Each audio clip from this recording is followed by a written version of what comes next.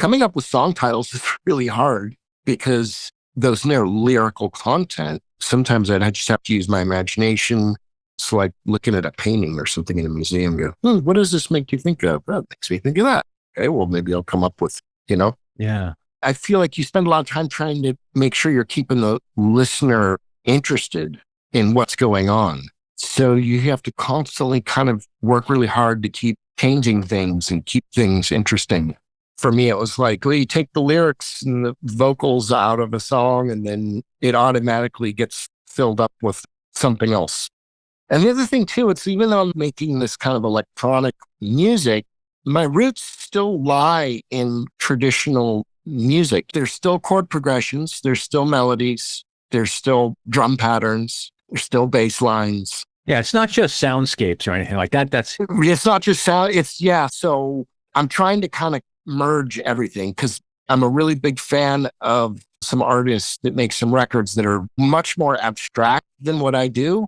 I don't see that as being exactly what I do. I'm interested in it, but it's like, somehow slightly less nihilistic, I would say. Yeah, in some ways. I was kind of curious when this record came out, because for the people that know me for what I do, whether it's playing guitar in Camper Van Beethoven or the Monks of Doom or doing all this other stuff, I'm kind of curious how they're going to react to it or what they're going to think of.